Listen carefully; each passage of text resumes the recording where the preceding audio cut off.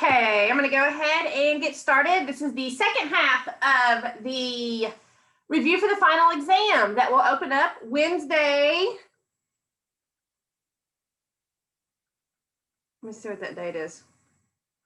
Yeah, Wednesday, December 9th.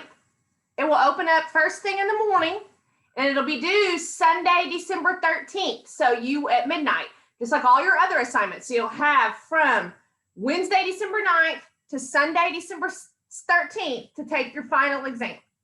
Okay, it'll just be like all your other tests. It'll be 20, but this time it'll be 25 questions, multiple choice. But you'll find it in the same spot. It'll be in my math lab, just like all your other assignments are. Okay, so on Wednesday, we went through number 14 on the review for the final. So today we're going to start with number 15, which says, find the zeros of the polynomial function and state the multiplicity of each.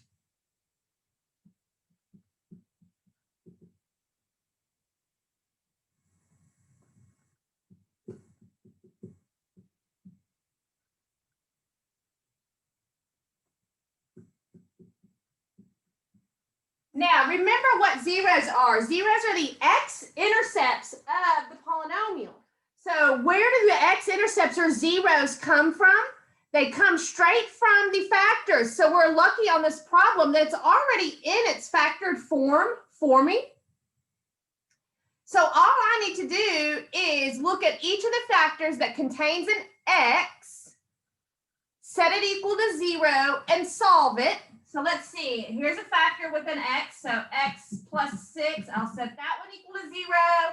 Here's the other factor with the x, I'll set that one equal to 0, and then solve them. So here I would just subtract the 6 from both sides. So x equals 0 minus 6, which gives me negative 6.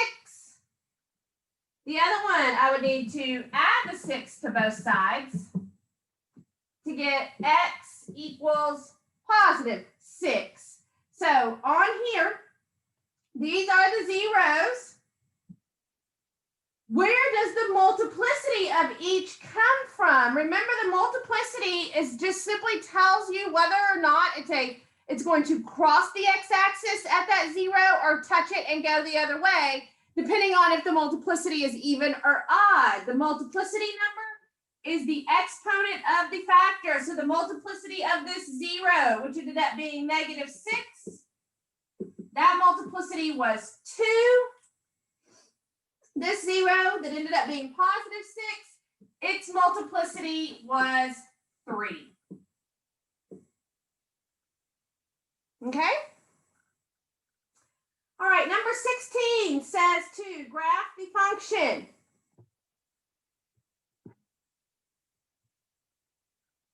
Sorry. I have negative x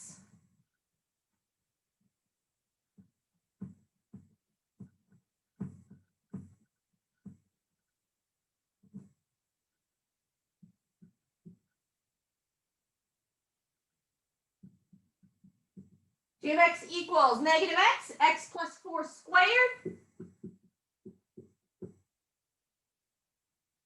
x minus 1 squared.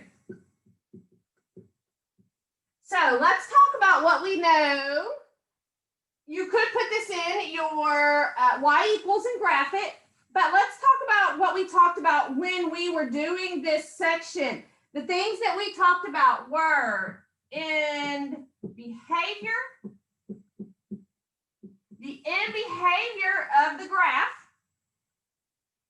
deals with two different things. It deals with the highest exponent. So the first thing you're going to have to do is think about all these factors multiplied together to see what the highest exponent would be if the polynomial function was all the way written out with all the x's multiplied together. So this would give me 1x. That was going to end up giving me an x squared, and that would give me an x squared. So if I add all of those x's together, I would have an x to the 5th, and it's going to end up being negative, right? So these right here, if I distributed that negative x to all that, it's going to end up being negative x to the 5th at the beginning of that polynomial function. That's what tells me what my end behavior is. Since my exponent is odd, that means, remember, the end behavior is going to be different from one side to the other. You're going to have one up and one down. So it's either start low and go high, or go up throughout the graph. That's a positive end behavior. Or start high and go low. So that's a negative odd. So we're going to end up with this end behavior right here, right? Since it's negative and odd, we're going to end up with this type of end behavior that starts up and goes down. Now, I can also use the zeros of this function and their multiplicity. So let's see, the zeros are going to tell me where it's going to cross or touch the x-axis. Any factor that has an x is going to create a 0. So this one will have a 0 or an x-intercept. X plus 4 will make an x-intercept, and x minus 1 will make an x-intercept. So let's solve all of these. So divide this one by -1. So there, x equals 0. Here, subtract the 4. So x equals -4. And here, add the 1. So x equals 1. So those are the things that you're looking for. Let's see, the multiplicity of each of these tells me whether or not the graph crosses or touches the x-axis at each of these zeros. So let's see, this one's multiplicity is 1, so it's odd, so it's going to cross there. And these two multiplicities are even, which means at the x-axis at 4 and 1. Oh, excuse me. What should this one be? -4. Thank you. -4, since I subtracted 4, and +1. It's just going to touch it and go the other way. So let's look at our multiple choice and look at the different things that we would need to be looking for on this graph. So let's look at A. So remember, we're looking for these two things: a start up, go down, and x-intercepts at those 3 spots. So this one does start up and go down, so that one's good. B starts down and goes up. So let's cross out B. Remember, it's multiple choice. So once you get to one that you know it's not, go ahead and cross it out. C starts up, goes down, but D does what? It starts down, goes up. So that's a positive in behavior. So it's either A or C, and then you're looking for your x-intercepts. So let's look at A. Let's see, it should cross at 0 and touch at -4 and 1. So let's see. It does cross at 0. But look, it looks like it has an x-intercept at -1 and +4. Look at C. Crosses at 0. And look where its x-intercepts are. Its x-intercepts are at -4 and +1, like it should be. So it would be C. Okay? All right, number 17 is talking about the vertical asymptotes of the graph. So, and it wants us to find them. Remember, the vertical asymptotes are those dashed vertical lines that the graph doesn't ever touch. It comes right up next to it and goes along it, but it doesn't ever touch or cross it. And we find those by the zeros of the denominator that are not also zeros of the numerator. So let's look at number 17. You have h of x equals x squared minus 100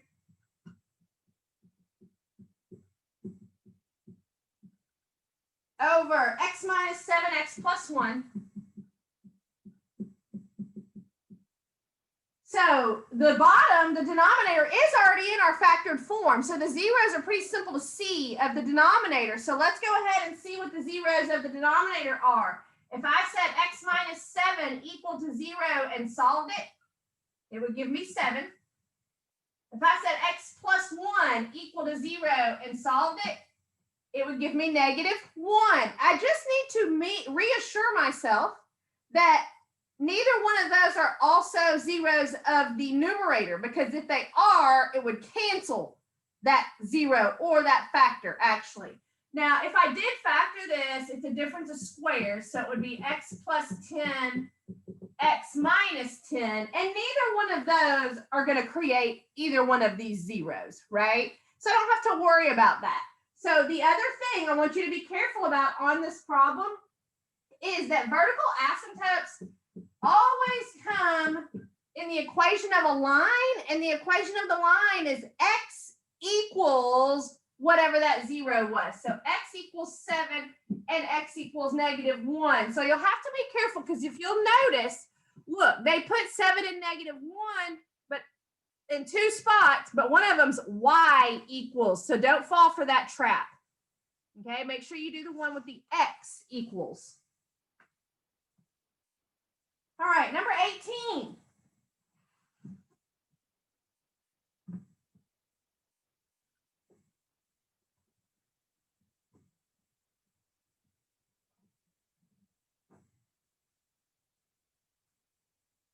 Find the requested function value. Okay, so here's where we got into where we were adding functions together or subtracting them or finding the composition of functions, which is what we're going to do here. We've got f of x equals 3x plus 8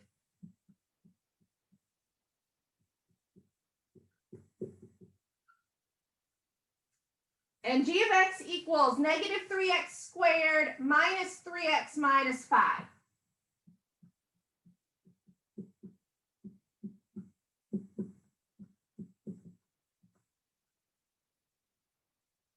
It wants me to find g of f of negative 3.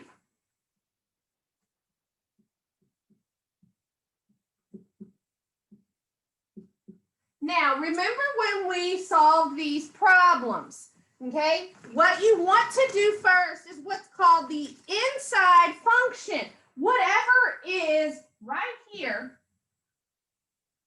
is what you're going to find first, which means I need to find f of negative 3.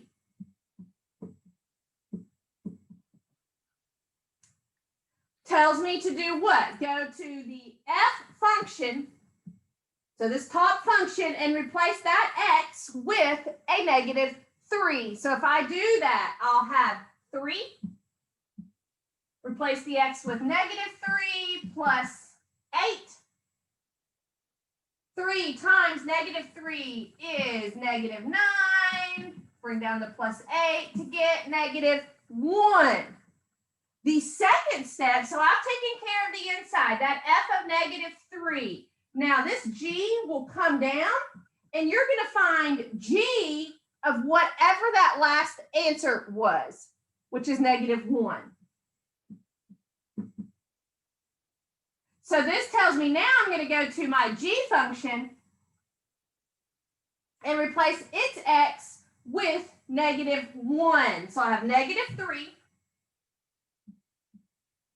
times negative 1 squared minus 3 times negative 1 minus 5. So here, remember to do your exponent first. So negative 1 squared actually is going to turn that into positive 1, right? So this right here, negative 1 squared turns to positive 1. So I have negative 3 times 1 minus 3 times negative 1 minus 5. And then do your multiplication. Negative 3 times 1 is negative 3. Negative 3 times negative 1 is positive 3. And bring down that minus 5. So if I add straight across, negative 3 plus 3 is 0. Minus 5 is negative 5. Okay?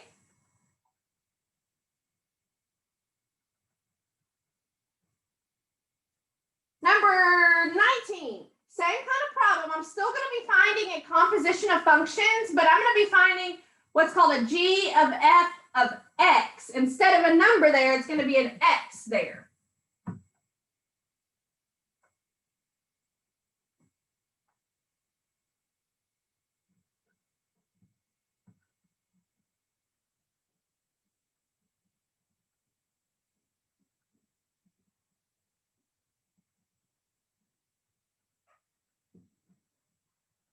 All right, so let's see. Our f of x function is negative 4x plus 9. Our g of x function is 3x plus 7. And it wants me to find g of f of x.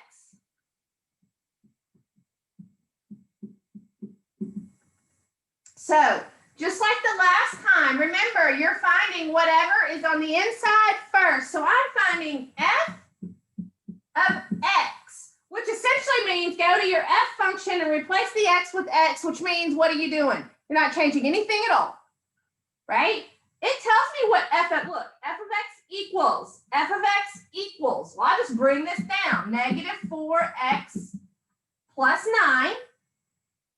There's no like terms or any adding or subtracting I can do. So I'm going straight to the next step, which means I'm finding g of what? My last answer. Well, my last answer is negative 4x plus 9, which means what am I going to do? I'm going to go to my g function, back up to g. And instead of writing an x right here, what do you put in place of x? Whatever's in this parentheses. So I'm going to just replace this x right here with negative 4x plus 9. So let's see what that looks like. I'll have 3 times negative 4x plus 9 plus 7. And then simplify it. I need to remove the parentheses, so I'll distribute this 3. So 3 times negative 4x gives me negative 12x. 3 times positive 9 is positive 27. Bring down that outside 7, and then if you'll notice, these last 2 terms are like terms that you can put together. So you'll have negative 12x, and then 27 and 7 gives me positive 34. So negative 12x plus 34. Right, number 20.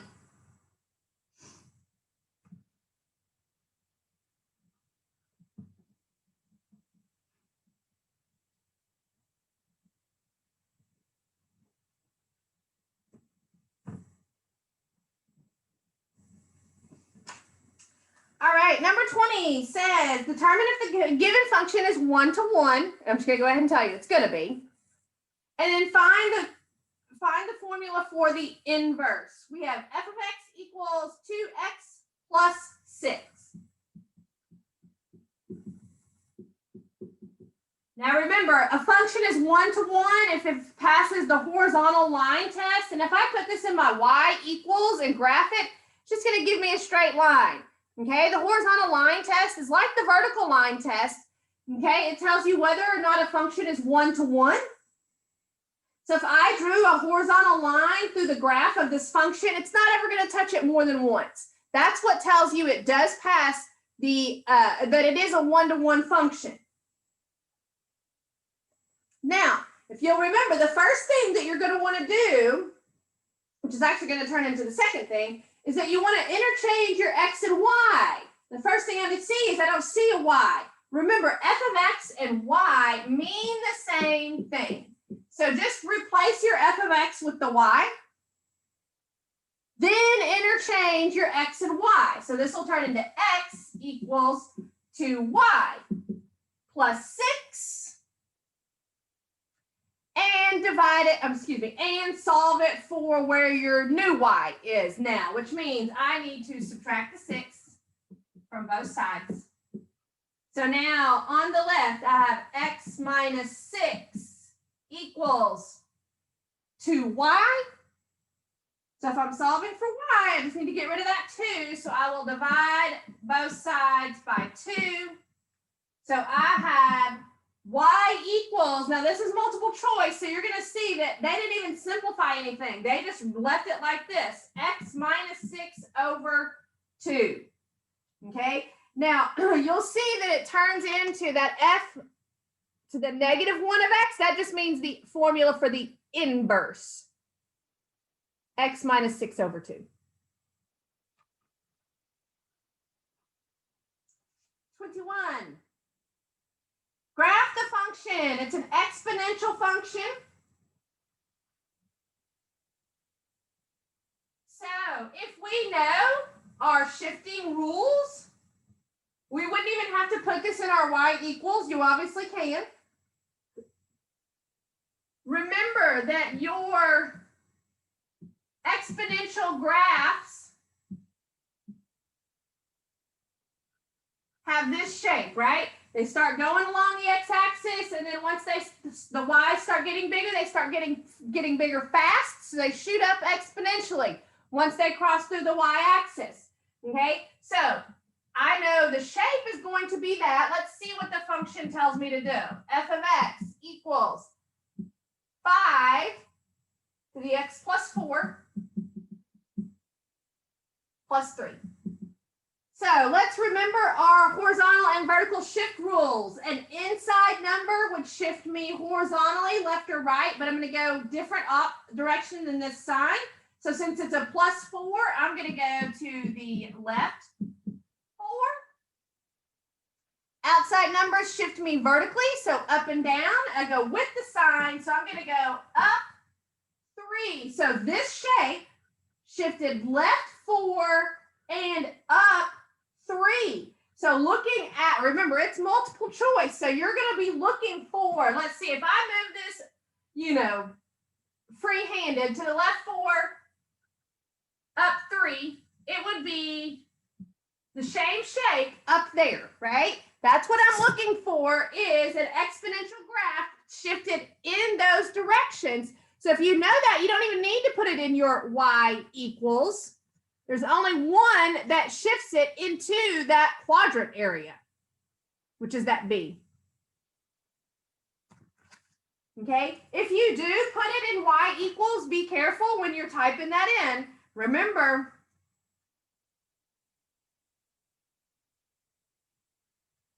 right, you would type 5 and then go up into your exponent with the up arrow. Then in your exponent, that's where you'd put the x plus 4, then close it.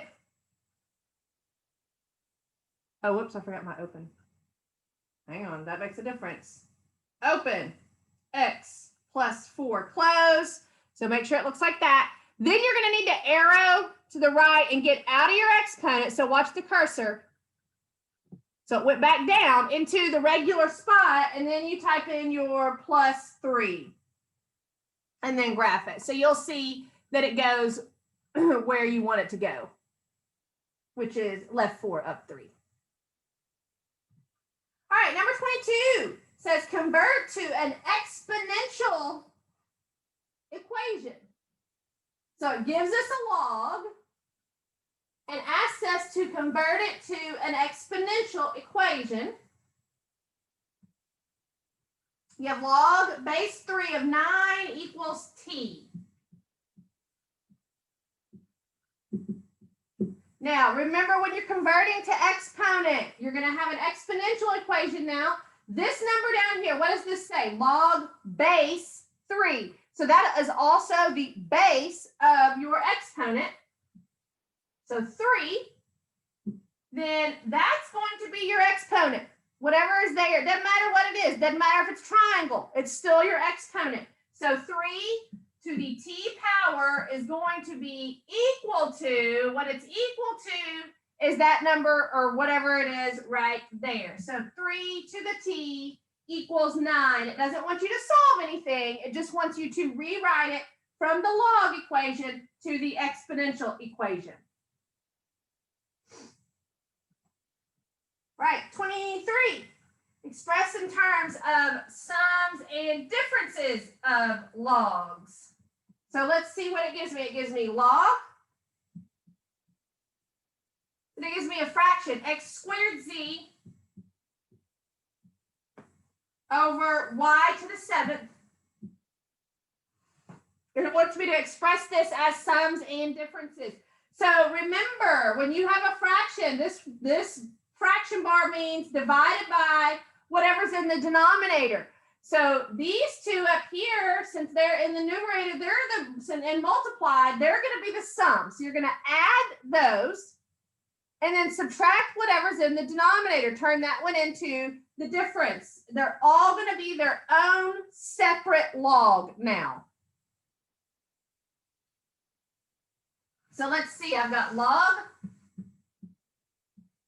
x squared plus log z, and then subtract your denominator, minus log y to the 7th. Now remember, you can't leave your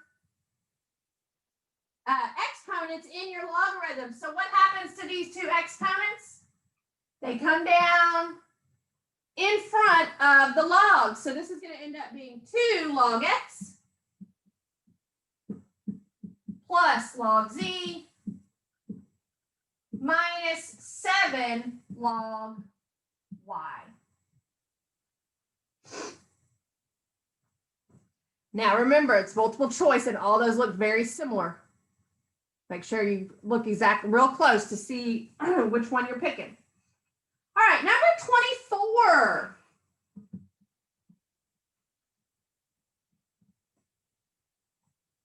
Looks like an exponential growth of population problem, but this is pretty much the simplest one that could have been given to you. It says the population of a small country increases according to the function, and then it gives me the function with the rate in it and everything. So B equals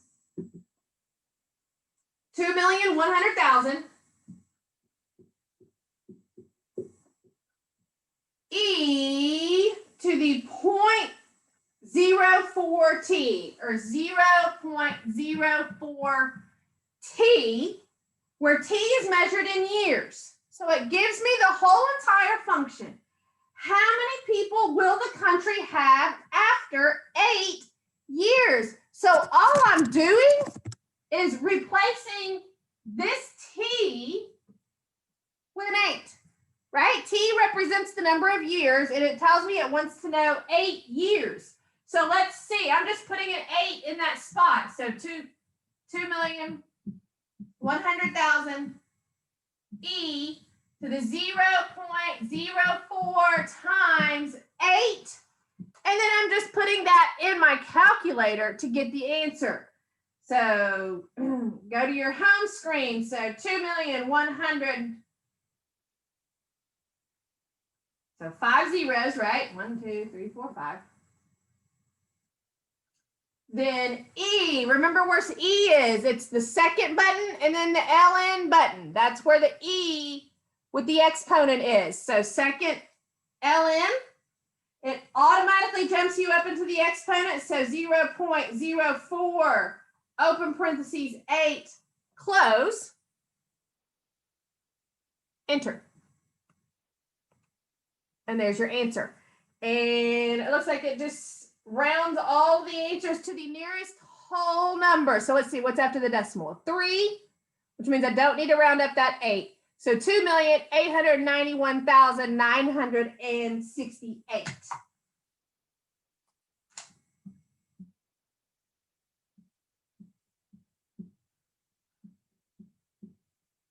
Okay. Last one. Solving an exponential equation, which we had different ways to solve depending on the information that was given to us. Sometimes it was more difficult and we had to log both sides, but look at this one. You have 4 to the 6 minus 2x is equal to 16. So once again, this is probably one of the easier problems in expression, because if you can rewrite this right-hand side to be the same base as this side, which I can, because what can you turn 16 into that has a base of 4? 16 is the same thing as 4 squared, right? If I can rewrite it and have a base of 4, which I can, so 4 to the 6 minus 2x is equal to 4 squared, right? All I did was turn 16 into 4 squared. That's the same thing. All you have to do now is set your exponents to be equal to each other. I just need 6 minus 2x to equal 2, so both sides will be equal. So just set that up. 6 minus 2x equals 2, and then solve it for x. So subtract the 6 from both sides. So negative 2x equals negative 4, and divide by negative 2. So x equals positive 2.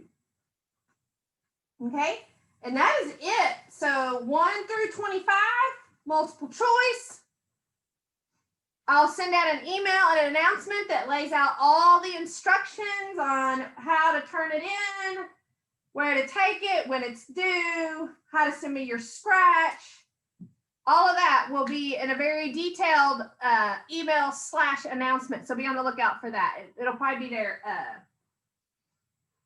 I don't know, maybe Monday morning before I get that out. Because and the final exam is not open until Wednesday anyway. So, all right. Any questions?